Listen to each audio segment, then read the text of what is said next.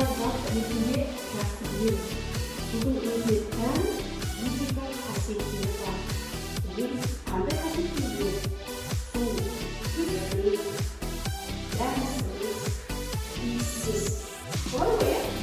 Және қанша градуста қайнайды? 100 градуста қайнайды, 0 градуста қатады. Судың физикалық қасиеттері. Енді осы суға